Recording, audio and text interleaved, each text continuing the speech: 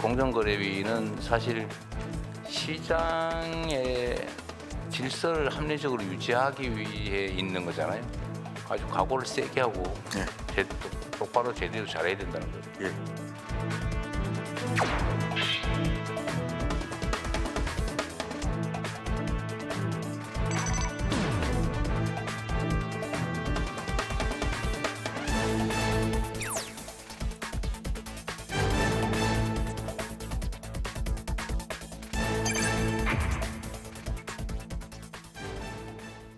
공정거래위원회가 올 한해 불공정 행위에 대한 강제 조사권을 도입하고 법 위반으로 이득을 챙길 수 없도록 과징금 체계도 대폭 강화한다고 밝혔습니다.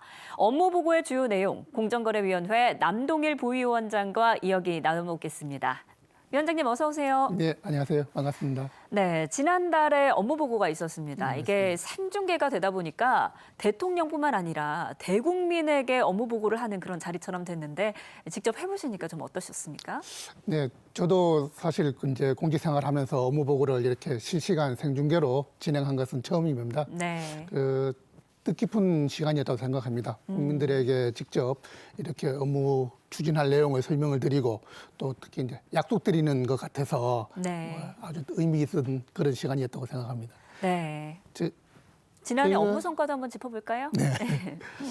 지난 한 해는 잘 아시겠지만 사실 국내외적으로 불확실성이 굉장히 높은 시기였습니다. 네. 다행히도 우리 새 정부 출범하면서 좀 변화의 그런 모멘텀을 만들어서 또 공정 입장에서도 이제 좀 시급했던 민생 안정과 또 공정한 거래 질서 확립에 집중할 수 있었습니다. 뭐 잘 아시겠지만 저희는 이제 중소기업과 소상공인의 그런 경영 애로를 해소하고 또 민생 부담이 되는 그런 불공정 행위를 개선하고 또 시장에서 자유롭고 공정한 그 경쟁이 촉진될 수 있게 그런 노력을 기울였던 한 해였던 것 같습니다. 네. 그렇다면 이제 올해는 어떤 일에 무게를 줄지 한번 하나하나 짚어보도록 하겠습니다. 대기업과 중소기업의 격차 여전히 큽니다. 공정위에서는 이 불균형을 해소한다라는 데 방점을 두고 있는데 불균형 해소의 의미는 뭘까요? 네, 뭐 잘 아시겠지만 우리 한국 경제의 성장은 사실은 세계에서도 유례가 없는 좀 눈부신 좋은 모델로 이렇게 평가받고 있지 않습니까? 네. 하지만 이제 이런 빠른 성장의 이면에는 또 다양한 불균형을 이렇게 수반한 그런 측면이 있었습니다. 그리고 여전히 대기업과 중소기업 그리고 플랫폼과 입점업체 간 이런 경제 주체 간들의 구조적인 불균형이 여전히 남아 있다고 생각이 됩니다. 네. 공정위는 이러한 그 불균형이 잘 해소되어야 한국 경제가 지속적으로 성장하고 우리 모든 경제 주체가 그 조화롭고 이제 균형되게 성장 발전할 수 있다고 생각을 하고요. 그런 기 위해서 공정한 그 경제 활동이 가능한 거래 질서를 확립하는데 매진할 그런 의미가 있다고 생각을 합니다. 네, 중소기업과 소상공인에 대한 정당한 대가를 보장하고 또 기술 탈취 이런 불공정 행위에 엄정 대응하고 또 동반 성장을 위한 의뢰 협상력을 강화한다. 이것이 공정위에서 말하는 불균형의 해소 방안인데 이것이 현실화가 되려면 사실 법과 제도가 뒷받침이 되어야 하지 않겠습니까? 그만큼 목소리를 내려면 어떤 방안이 뒷받침돼야 될까요? 예, 맞습니다. 결국은 이제 좀 다양한 법 개정 사항들이 수반되는 그런 과제들인데요. 네. 저희가 구체적으로 좀 말씀을 드리면 우선은 이제 건설 경기가 굉장히 어려워서 수급 사업자들의 이제 대금 지급의 안정성이 많이 좀 불안한 그런 상황입니다. 네. 통상 저희가 이제 운영하는 제도 중에 이제 지급 보증이라든가 발주자 직접 지급이라든가 전자대급 지급 시스템을 통해서 삼중의 보호 장치를 하는데 이런 장치들을 조금 더 두텁게 또 만들어주기 위해서 하도급법 개정 이런 노력을 추진을 하고 있고요. 또 대규모 유통업자들이 납품한 업자들한테 대금을 지급하는 게 상당히 기일이 많이 소요가 됩니다. 네. 이런 것들을 조금 더 현재 이제 법에서는 예컨대 이제 직매입 경우에는 상품 매입일로부터 한 60일 이렇게 되어 있는데 새로 이제 제도 개선을 한 30일로 단축하는 절반 정도 단축하는 그런 대규모 유통업법 개정안도 추진을 하고 있고요. 네. 또 중소기업과 소상공인들의 이제 협상력을 강화하는 그런 제도 개선도 추진을 하고 있습니다. 이미 감염법 분야에서는 법 개정이 마무리되어서 금년 말부터는 이제 점주 단체가 감염본부의 협상력을 이제 행사할 수 있는 그런 제도가 이제 개선이 되어서 시행될 예정이고요. 또 나아가서 저희가 이제 중소규모 사업자들이 대기업 등과 이제 거래를 할 때 좀 단체적으로 좀 대등한 관계에서 협상을 할 수 있도록 그런 공정거래법 개정도 추진을 하고 있습니다. 좀 더 신속하게 제도 개선해서 뭐 가시적인 그 체감할 수 있는 그런 변화가 있도록 노력하겠습니다. 네, 일한 만큼 보상을 받는 것 사실 누군가에게는 생존과 직결된 문제이기 때문에 면밀하게 들여다봐야 할 것 같고요. 뿐만 아니라 국민이 체감하는 변화도 중요하죠. 바로 생필품 가격입니다. 이재명 대통령이 한국 생리대가 너무 비싸다라고 지적했는데요. 당시 영상 보고 오겠습니다. 우리나라 생리대가 그렇게 비싸다면서요? 엄청 비싸다고요. 다른 나라보다. 평균적으로 그렇게 비싸답니다. 그건 뭐 조사 아직 안 해봤겠죠. 그거 조사 한번 해봐 주시면 좋겠어요. 이건 이게 독과점이라서 그런지 다른 나라보다 약 39%가 비싸다고요. 담합이나 아니면 시장 지배력을 남용해가지고 과도하게 물가 올리고 이러는 거는 이것도 역시 사실 조사하려면 엄청나게 인력이 많이 필요하죠. 시간도 많이 필요하고. 네, 대통령이 지적한 것처럼 반드시 필요한 건데 실제로 너무 비싼 면이 있습니다. 공정위도 바로 조사에 나섰죠? 네, 그렇습니다. 생리대는 뭐 여성 건강과 또 일상에 굉장히 밀접한 제품이고 또 고정적인 지출이 되는 거니까 네. 상당히 이제 생활에 꼭 필요한 필수품일 텐데요. 이제 그 시장을 보면 좀 소수 기업이 독과점 기업들로 이렇게 이루어진 그런 시장 구조를 형성하고 있어서 좀 합리적인 가격으로 시장에 이제 공급되고 있는지 이게 우리 소비자나 국민들의 많은 관심입니다. 앞서 본 것처럼 공정위도 이 생리대 가격에 대해서 관심을 가지고 그 가격 남용 행위가 있는지 아니면 사업자들의 이런 가격 담합 행위가 있는지 지금 살펴보고 있습니다. 네. 이를 통해서 생리대 그 시장 구조나 그 공급 가격이나 이런 부분에 또 면밀히 분석을 해서 법 위반 여부를 잘 살펴보도록 하겠습니다. 네, 이렇게 조사에 나오니까 기업들도 부랴부랴 반값 생리대를 내놓는다라고 하더라고요. 네네. 네, 앞으로 가격이 좀 내려갈 수 있을지 지켜보도록 하고요. 이뿐 아니라 국민들의 삶과 직접 맞닿아 있는 부분들, 민생 관련한 부분들도 들여다봅니다. 식품, 교육 쪽도 집중 점검할 예정인데 어떤 부분 들여다보십니까? 저희가 사실은 국민들, 서민들 생활이 최근에 이제 물가가 많이 불안해서 어려움이 많습니다. 그래서 공정위는 이런 국민들이 체감할 수 있는 그런 그 물가 분야에서 조금 더 생활에 밀접한 그런 식품, 말씀하신 교육 이런 분야에 대해서 담합 행위가 있는지 이런 부분들을 살펴보고 있습니다. 예컨대 설탕이나 돼지고기 이런 분야의 담합 혐의도 있어서 그래요. 예, 그렇습니다. 저희가 이미 이 부분은 조사를 완료를 했고요.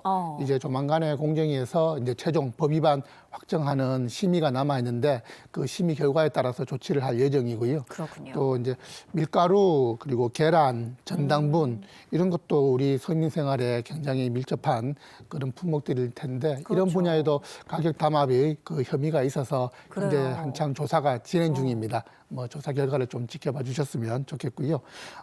교육 분야 같은 경우는 저희가 이제 우리 서적이나 교재에 많이 사용되는 인쇄 용지 이런 분야에도 또 가격 담합 혐의가 있어서 그리고 이제 학교 시설에 대한 이제 입찰을 들어갈 때 또 네. 이런 담합 혐의가 있습니다. 이런 부분도 좀 들여다보고 있고요. 뭐 그런 법 위반이 있다면 엄정하게 제재할 생각입니다. 네, 정말 세세한 부분까지 면밀하게 살펴보고 계신데 뿐만 아니라 온라인 플랫폼도 빼놓을 수 없죠. 최근에 쿠팡의 정보 유출 사태도 있었고 불공정 행위가 없는지 한 번 더 들여다보신다고요? 네, 그렇습니다. 뭐 그 쿠팡은 이미 우리 생활 속에 깊숙이 들어온 중요한 플랫폼입니다. 네. 그리고 이제 그런데 이 최근에 그 고객 정보 유출 사태를 통해서 보면 쿠팡이 그 우리 법과 소비자들이 기대하는 그런 그 충분한 책임을 다하고 있는지 네. 거기에 대한 의문을 막 가지는 목소리들이 높은 것 같습니다. 이런 온라인 플랫폼의 불공정 행위는 아무래도 온라인 플랫폼 시장이 이제 소수 기업에 의한 이제 독점적 구조로 이렇게 이제 고착화되면서 경쟁 시스템이 충분히 작동하지 못하는 그런 데서 이제 발생하는 그 원인도 있다고 보고 있습니다. 그래서 공정위는 쿠팡과 관련해서 뭐 예컨대 기만 광고 행위라든가 와우 회원가와 관련된 기만 광고 행위라든가 네. 또 배달앱 서비스와 관련된 최대우라든가 또 그 끼워 팔기 행위들 이런 불공정 행위에 대해서 조사를 지금은 이제 완료를 했습니다. 그래서 네. 마찬가지로 요 경우도 이제 최종위원회 그 법 위반 여부 그리고 조치 수준에 대한 판단을 남겨놓고 있고요. 그 외에도 이제 그 쿠팡과 관련된 또 다양한 또 그 소비자 불만이라든가 또 불공정 행위에 대한 내용들이 있어서 이런 부분들은 추가적으로 더 살펴보고 있고 또 엄정하게 그 조치하도록 그렇게 할 계획입니다. 네, 정말 다양한 분야를 세세하게 들여다보고 계신데 그렇다면 이 조사에 응하지 않으면 어떻게 되는가? 강제로 조사할 수 있는 방안도 검토하고 있다는데 그렇다면 지금까지는 강제로 조사할 수는 없었습니까? 그 공정위의 조사는 행정조사입니다. 예. 그래서 우리가 흔히 하는 압수나 수색과 같은 강제력이 동반되지는 않고요. 네. 그래서 그 때문에 조사받는 기업들이 불응하는 경우에는 조사의 실효성이 충분하지 못하다 이런 지적들이 계속 있는 것이 사실입니다. 그러네요. 예. 그래서 이제 사실은 조사 불응은 공정위의 법 집행 자체를 무력화하는 또 중대한 반질서 행위이기 때문에 이런 부분에 대해서는 저희도 좀 더 그 경제적 제재를 대폭 강화하는 방안으로 좀 보완해 나가는 그런 노력을 하고 있고요.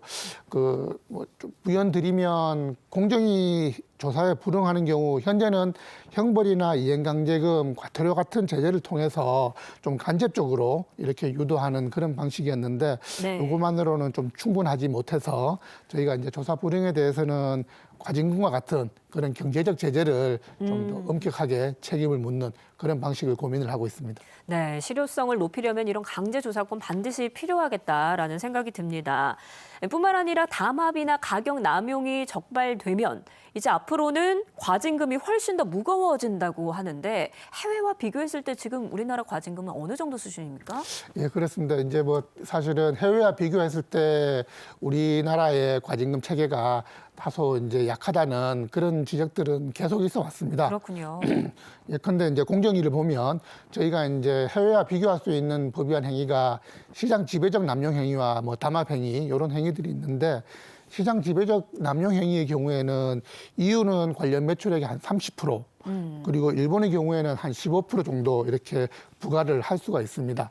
근데 저희 이제 그 공정거래법은 과징금 한도가 관련 매출액의 6%니까 좀 차이가 있는 것 같고요. 네. 그리고 이제 담합의 경우를 보더라도 미국은 15%에서 80%까지 이렇게 부과를 하고 이유는 30% 이내까지 부과를 하고 있는데 저희는 다른 행위보다는 좀 높긴 하지만 그래도 20%이기 때문에 네. 상대적으로도 또 낮다고도 볼 수 있을 것 같고요. 예. 그리고 우리 소비자들에게 많은 영향을 미치는 거짓 광고 행위 여기에 대해서도 이유는 그 연도 매출액의 한 4%까지 부과를 할 수가 있는데 저희는 이제 관련 매출액의 2% 정도 이렇게 제도가 되어 있습니다. 그래서 이런 그 전반적인 과징금 부과 수준을 좀 상향하는 그런 이제 법 개정 노력을 이제 추진을 할 거고요. 네. 그리고 이제 법 위반 행위를 반복하는 경우에도 저희는 다소 이제 과징금 부과가 조금 낮습니다. 네. 그래서 이제 이런 반복하는 행위에 대해서도 최대 50%까지 1회만 반복을 해도 50%까지 부과하는 그런 법 개정을 또 추진을 하고 있습니다. 아무래도 이제 선진국과 비교했을 때 조금 더 엄정한 법 집행이 될 수 있도록 그런 이제 제도 개선을 지속적으로 추진할 계획입니다. 네, 아무래도 과징금이 높아지면 기업들도 조심을 더 하게 될 것 같네요. 예. 한편으로는 또 첨단 산업 투자도 뒷받침하겠다라고 했습니다. 반도체 분야 지주회사 특례 이 부분인데요. 안전장치를 마련한다고 하는데 어떻게 변하게 되는 겁니까? 네, 조금 설명을 드리면 정부가 이제 그 대규모 투자가 필요한 특히나 이제 우리 국가의 기간 산업과 같은 이 반도체 분야에 대해서는 투자 활성화를 위한 지원 계획을 가지고 있습니다. 네. 이제 그 일환에서 이제 지주 회사의 그 중소회사 그 의무 지분율이라고 100% 의무 지분율이 있는데 이 규제가 조금 그 투자를 활성화하는 데에 좀 그 이제 장애가 된다 이런 지적이 있어서 이걸 좀 완화하는 방안을 우리가 이제 국가첨단전략산업법에 특례를 둬서 예. 그런 방안을 추진을 하고 있는데요. 다만 이런 특례가 우리 그 반도체 투자와 지역 균형 발전에 또 기여하는 측면이 있지만 네. 또 한편에서는 또 경제력 집중 억제라는 그 지주회사 본연의 취지를 또 자칫 또 저해할 수 있는 그런 우려도 있어서 이런 우려를 좀 그 최소화하기 위한 안전장치를 마련하는 방안을 함께 추진을 하고 있습니다. 네. 그래서 뭐 예를 들면은 이런 특례 대상에 국가성장펀드 같은 그런 출자가 있는 이제 첨단 반도체 분야로 이렇게 한정을 하고 또 이제 이 중소회사의 경우에도 중복 상장은 금지를 하고 네. 또 이제 지배력 확장이나 그 일반 주주 피해가 최소화되는 그런 방안이 되겠습니다. 그리고 이제 그 금융 리스업 이렇게 좀 다른 이외에 다른 금융보험업은 또 영위를 금지해서 금산분리 완화도 아주 최소화할 수 있는 그런 방안으로 추진을 할 계획입니다. 네, 정말 다양한 분야에서 다양한 일을 추진하고 계신데 올해 공정위의 긍정적인 변화를 기대해 보도록 하겠습니다. 오늘 이야기는 여기까지 듣겠습니다. 지금까지 공정거래위원회 남동일 부위원장과 이야기 나눴습니다. 위원장님 고맙습니다. 감사합니다.